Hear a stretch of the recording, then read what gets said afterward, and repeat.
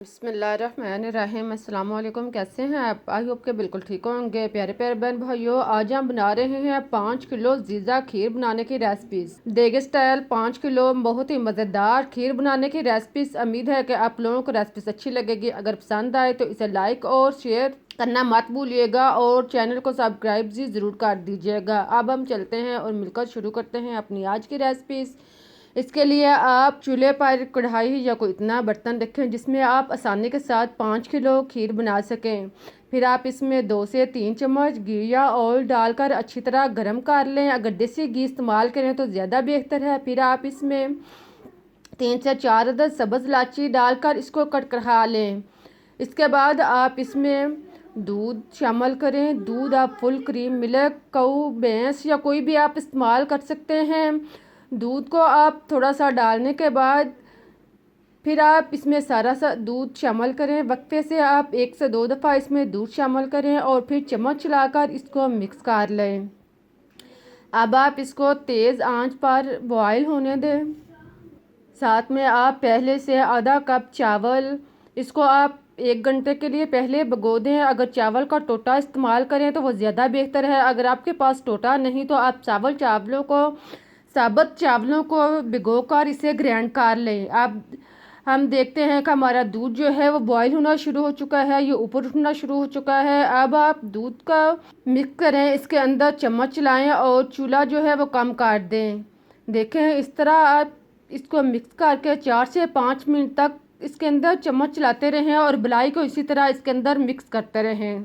इस तरह खीर जो है वो ज़्यादा मज़े की बनेगी। अब आप इसमें ग्राइंड शुदा चावल शामिल करें। चावल डालने के बाद आप चम्मच चलाकर मिक्स करें ताकि चावल जो हैं वो जुड़े नहीं, इकट्ठे ना हो और गिल्टी की शक्ल में ना बने।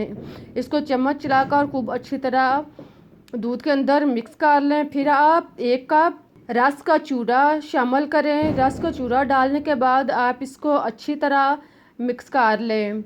देखें इसको आप चम्मच चलाकर अच्छी तरह मिक्स कर लें और इसको गाढ़ा होने तक पकने दें। आप देख रहे हैं कि अब दूध जो है वो ऊपर उठना शुरू हो चुका है। आप चूल्हा कम कर दें और चम्मच चलाकर इसको इसी तरह आप पकने दें। साथ में आप लजीजा खीर के 2 डिब्बे इसमें शामिल कर लें।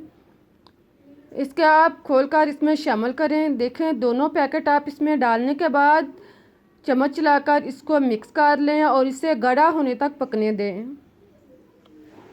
इसी तरह आप इसको 5 से 6 मिनट तक गहरा होने तक खूब अच्छी तरह चम्मच चलाएं और इसे नॉर्मल आंच पर अच्छी तरह पकने दें। आप देख रहे हैं कि अब खीर जो है वो गहरी होना शुरू हो चुकी है। इसी तरह आप इसे गहरा कर लें। फिर आप इसमें खोया, मावा या मलाई जो भी आपके पास हो आप इसमें शामिल करें। 1 कप या आधा किलो इसमें खोया डालने के बाद आप इसको मिक्स कर लें।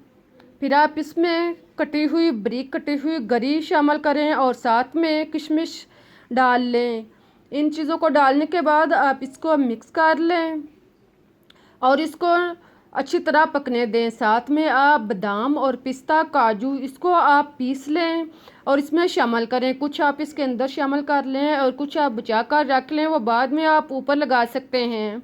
इसी तरह इन सब चीज़ों को, मेवाजात को डालने के बाद आप खूब अच्छी तरह मिक्स करें और इनको पकने दें। साथ में आप चीनी शामिल कर लें। चीनी आप 2 कप शामिल करें या आप टेस्ट के मुताबिक डाल सकते हैं। चीनी आप अपनी मर्ज़ी के मुताबिक कम या ज़्यादा यूज़ कर सकते हैं। इनको डालने के बाद आप इसको चीनी का पानी खुश्क होने तक अच्छी तरह पकने दें।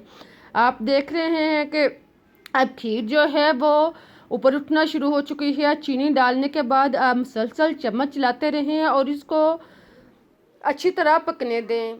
अब आप चूल्हा कम कर दें ताकि खीर जो है वो लगे नहीं। साथ में आप इससे मुसलसल चम्मच चलाते रहें और साइडों से जमी हुई खीर को उतार कर अलग कर लें। देखें आप खीर जो है वो काफ़ी हद तक गहरा होना शुरू हो चुकी है।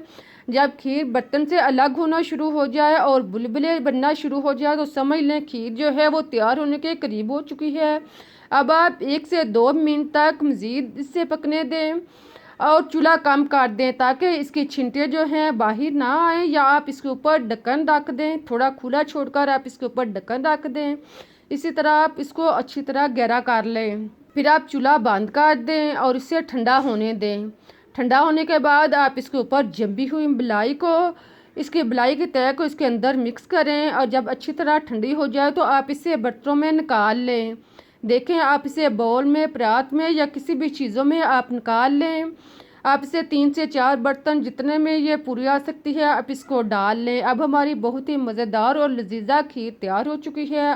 इसके ऊपर आप बाकी बचे हुए खुश्क मेवाजात इसके ऊपर लगाएं। आप इसके ऊपर लगाकर आप इसे रेफ्रिजरेटर में रखें। ठंडा करने के बाद आप इसको नोश फरमाएं। बहुत ही मज़ेदार और टेस्टी खीर जब आप इस तरीके से एक दफ़ा बनाएंगे तो बार बार बनाने पर मजबूर हो जाएंगे।